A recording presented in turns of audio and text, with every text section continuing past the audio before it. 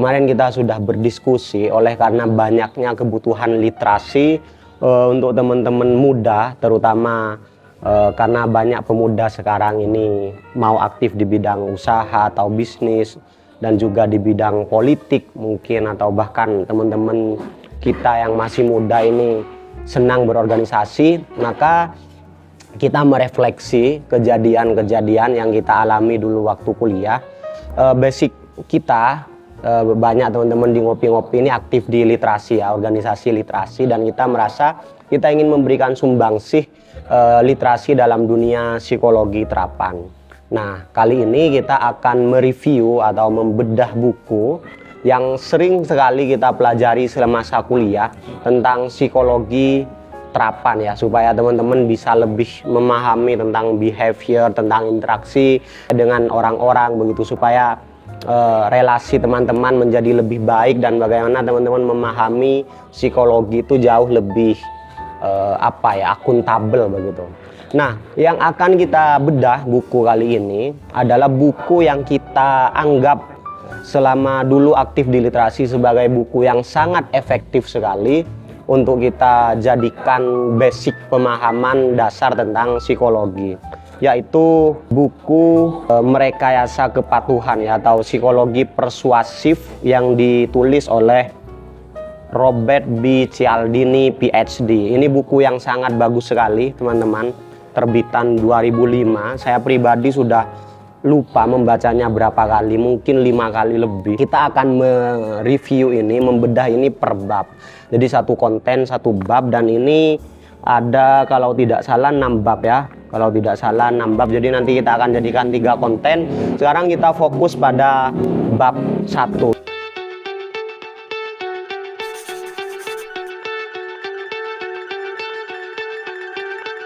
Bab 1 di sini berjudul Senjata Pengaruh. Senjata pengaruh ini Robert B. Cialdini ingin menjelaskan kepada kita bahwa ada sesuatu yang bekerja ya di dalam interaksi sosial, di dalam kehidupan yang bekerja secara psikologis, yang jarang sekali orang-orang ketahui begitu, yang jarang sekali orang-orang sadari keberadaannya. Sehingga kalau ini disadari, itu akan memberikan efektivitas yang cukup tinggi dalam kita menjalin interaksi.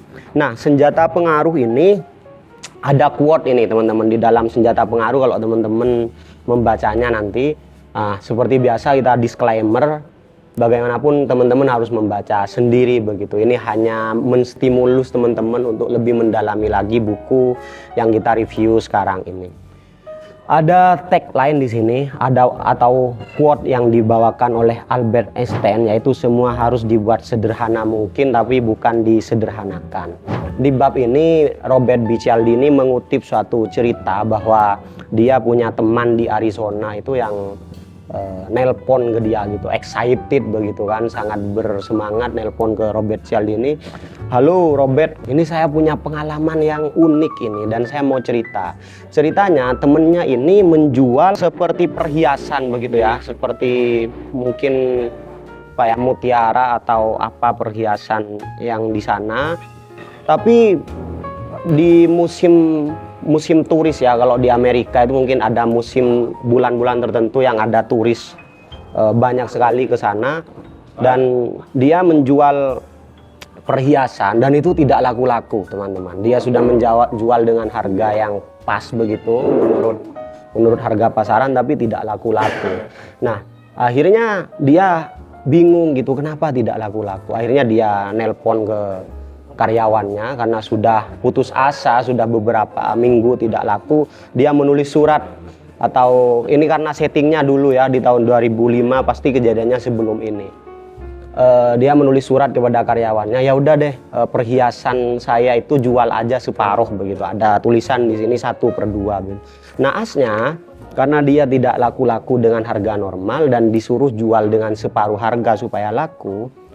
Yang ada ketika balik temannya Robert Cialdini ini ternyata emang ludes teman-teman. Dia pun sudah menganggap itu wajar begitu, ya udah ludes karena emang dijual separuh harga.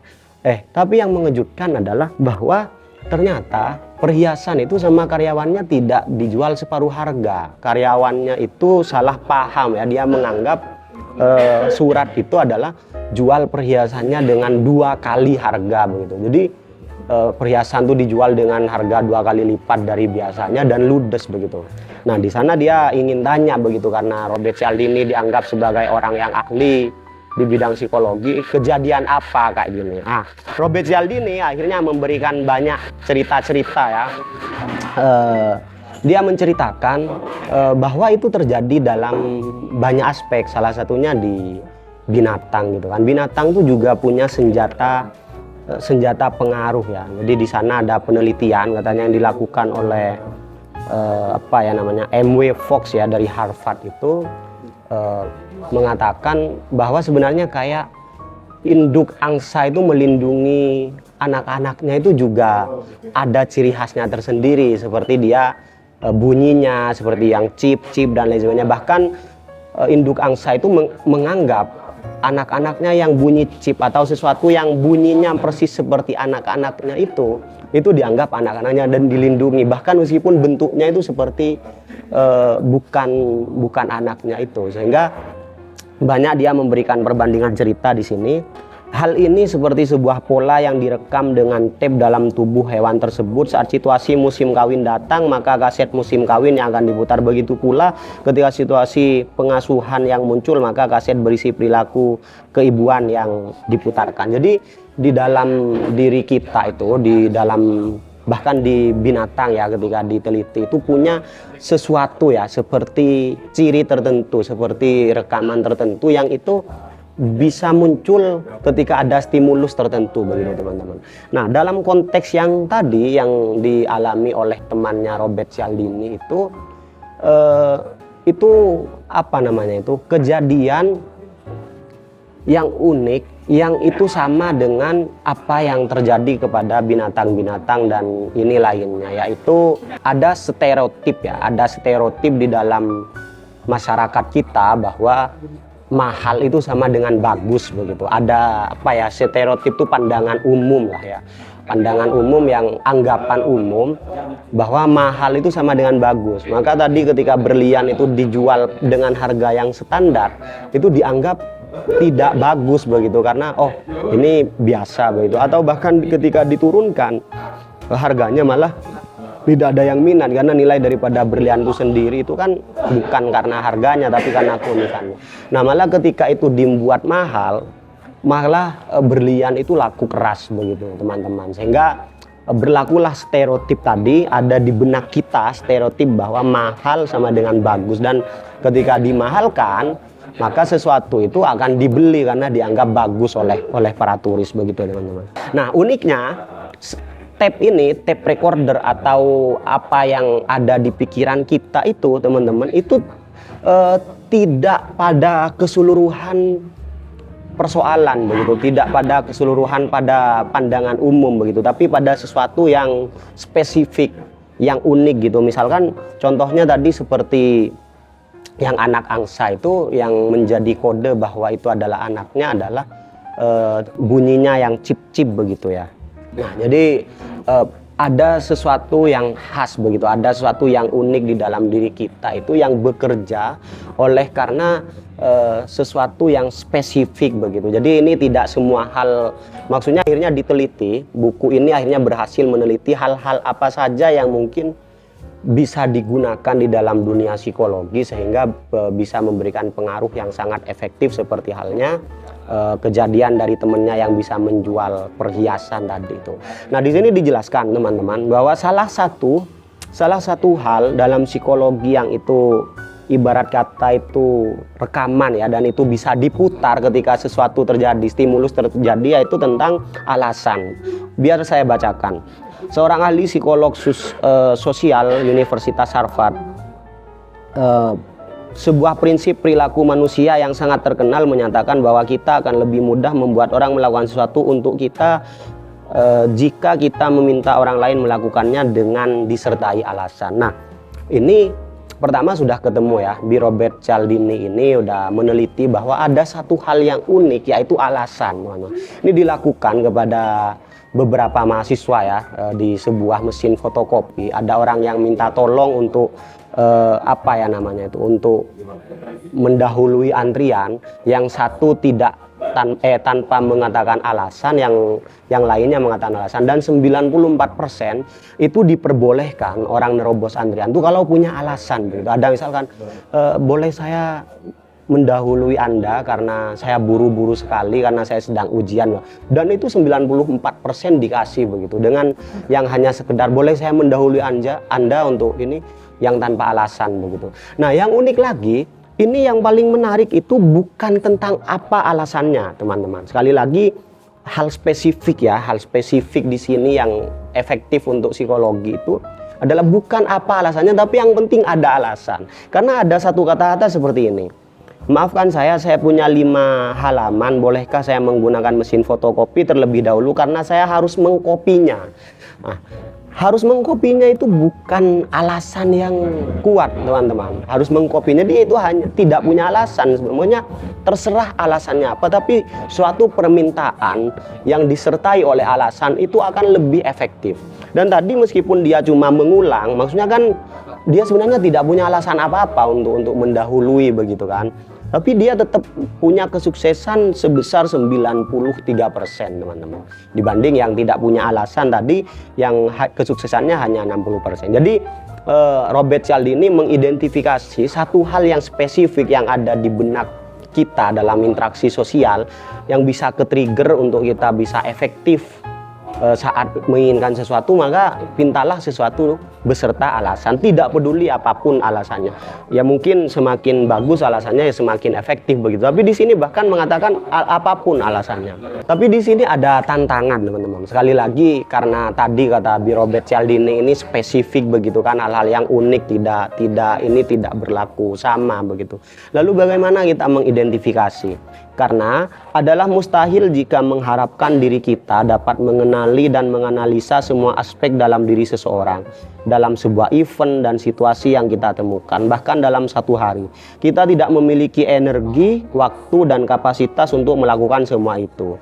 Sebagai gantinya, kita harus seringkali menggunakan stereotip kita, peraturan kita untuk mengklasifikasikan beberapa aspek kunci dan kemudian bereaksi secara spontan ketika salah satu dari aspek pemicu tersebut muncul. Nah, tujuan daripada buku ini, dari buku psikologi ini adalah menemukan hal-hal unik itu. Karena kita kan tidak bisa, sesuatu tidak bekerja secara sama persis begitu, sesuatu yang umum. Maka perlu klasifikasi tertentu. Dan buku ini membantu kita mengklasifikasikan hal-hal apa saja yang misalkan ketika kita melakukan ini, maka efeknya akan seperti ini. Nah, di sini disebutkan bahwa ada beberapa komponen mendasar yang dimiliki oleh sebagian besar senjata pengaruh otomatis yang akan dipaparkan dalam buku ini. Kita telah mendiskusikan 2 komponen tersebut. Pertama, proses bersifat mekanik. Mekanik itu mungkin di sini yang disebutnya adalah sebagai sesuatu yang bekerja otomatis begitu kan, tanpa kita sadari mungkin. Jadi itu memang sudah begitu adanya begitu, oleh karena sering dan dianggap wajar begitu kan. Dan konsekuensi kemungkinan untuk dieksploitasi oleh siapa saja yang mengetahui bagaimana memicu mereka. Komponen ketiga berkenaan dengan cara senjata pengaruh otomatis tersebut memberikan kekuatan kepada mereka yang menggunakannya. Prinsip tersebut bukanlah senjata seperti set laras panjang yang menyediakan amunisi nyata yang dapat dipengaruhi oleh seseorang untuk mengalahkan musuh mereka. Di sini Robert Cialdini menyebutkan bahwa ini bisa jadi kalau kita yang memahami ya, sebagai pelaku bisa digunakan untuk efektivitas komunikasi, efektivitas sosial, tapi bisa juga ini untuk dilakukan untuk memanipulasi atau mengeksploitasi lawan bicara begitu. Selain tadi kita berbicara stereotip mahal sama dengan bagus, ada satu bab ini menawarkan satu poin ya, satu poin yaitu adalah prinsip kontras, teman-teman, yang mempengaruhi cara kita memandang perbedaan antara dua hal yang disodorkan kepada kita satu persatu. Jika barang kedua benar-benar berbeda dengan barang pertama, letakkan saja barang tersebut dan kita akan melihatnya menjadi berbeda dari penampilan sebenarnya. Oleh karena itu, jika kita mengangkat objek ringan kemudian mengangkat objek yang berat, kita akan beranggapan objek kedua lebih berat daripada jika kita mengangkatnya tanpa mengangkat objek yang lebih ringan terlebih dahulu. Prinsip kontras ini dipergunakan dalam medan psikofisik yang bekerja untuk segala jenis persepsi. Jika kita sedang berbicara dengan seorang wanita cantik dalam sebuah pesta misalnya, kemudian datang wanita lain yang kurang menarik, maka kita akan menganggap bahwa ya wanita kedua lebih tidak menarik dari seharusnya. Di sini Robert B. Cialdini memberikan pemahaman kepada kita salah satu prinsip juga yang bekerja di dalam sosial, yaitu namanya kontras ya, prinsip kontras. Kontras ini ibarat kata kita akan menganggap sesuatu itu lebih buruk atau lebih jelek daripada yang sebenarnya ketika salah satunya ditampilkan secara bersamaan begitu kan, daripada kalau bergantian begitu. Ibarat kata kalau kita lihat wanita cantik dulu di depan kita terus ada wanita jelek yang kebetulan juga lewat, maka kita akan merasa bahwa itu lebih jelek begitu kan.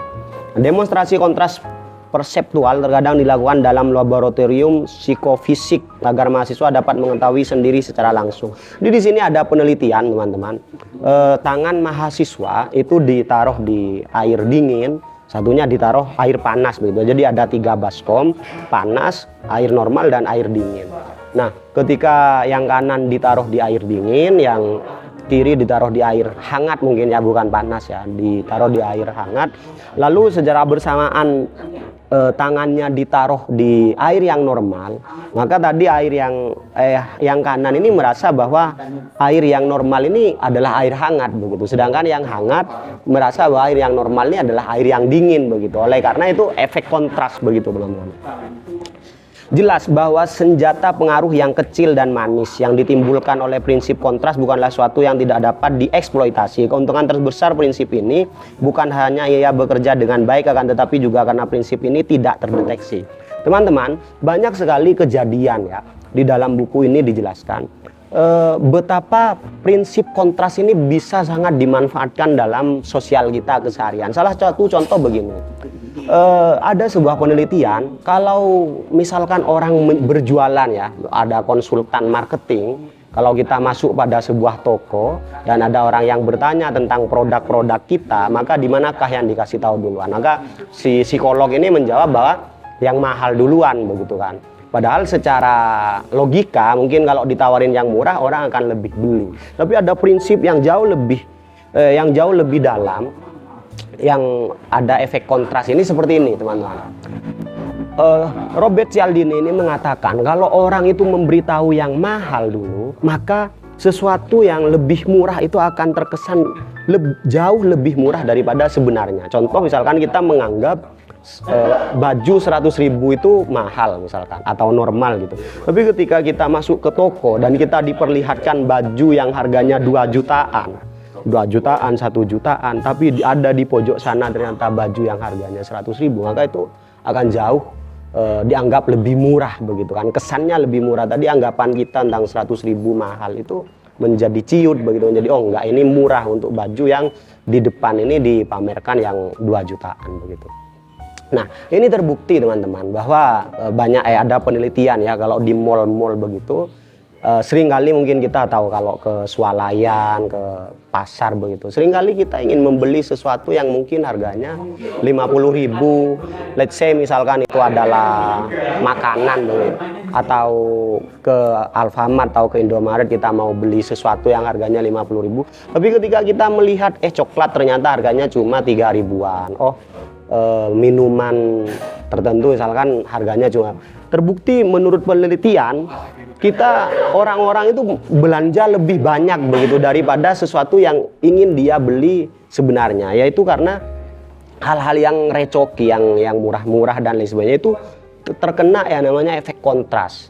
Jadi selama uang masih ada, kadang kita sekedar ingin aja, tidak benar-benar butuh, itu kita dibeli begitu.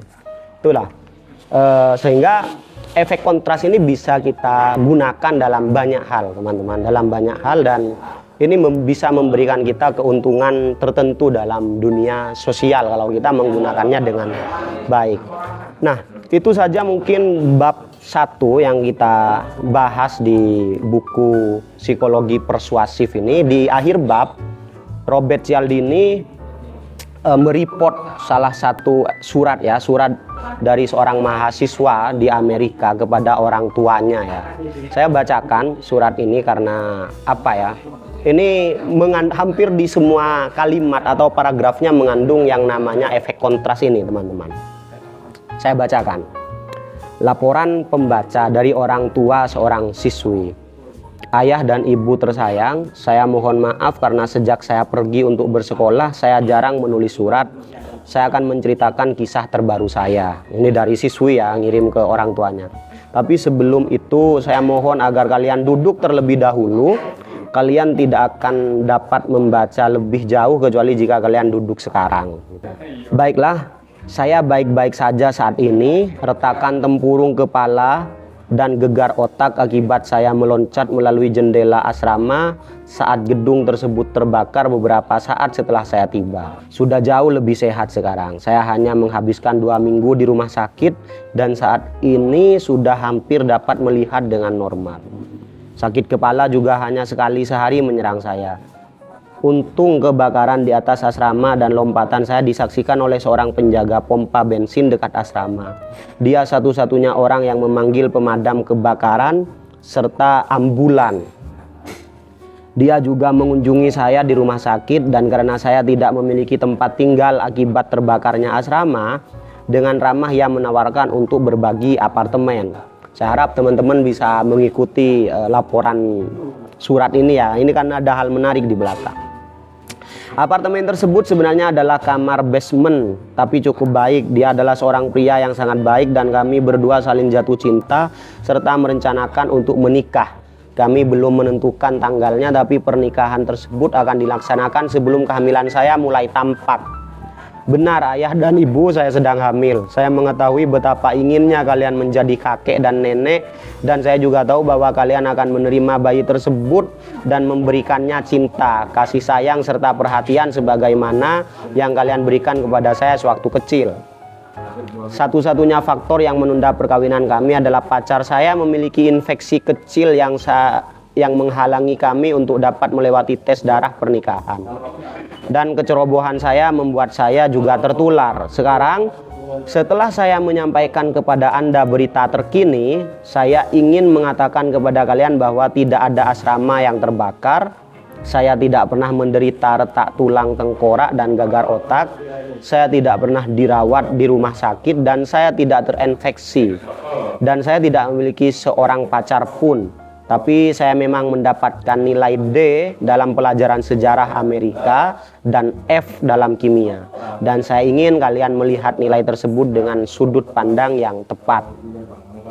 Anak perempuan kalian tercinta, Sharon. Nah, di sini Robert Cialdini berkomentar ya bahwa Sharon mungkin gagal dalam kimia, namun ia memperoleh A dalam psikologi. Nah, di surat yang ditulis oleh Sharon ini teman-teman dijelaskan ya, mengandung makna yang sangat jelas tentang kontras. Bagaimana Sharon dulu memberikan sesuatu yang yang muluk-muluk ya, dia bilang gegar otak, patah tulang, bahkan pacaran dengan orang yang kerja di SPBU, terus karena ternyata ininya punya penyakit tertentu begitu. Tapi sebenarnya yang ingin disampaikan oleh Sharon adalah bahwa dia tidak lulus di pelajaran kimia dan sastra Amerika, sehingga oleh efek kontras itu saya yakin orang tuanya menganggap bahwa dapat nilai D dan F itu tidak masalah daripada sebelum-sebelumnya kejadian-kejadian yang diceritakan sebelumnya. Itulah kira-kira dulu sharing tentang bab dari psikologi persuasif di bab 1. Nantinya bab kedua dan sampai selesai kita akan lanjutkan di konten selanjutnya. Semoga bermanfaat dan bisa memberi sumbangsih untuk literasi psikologi teman-teman. Thank you.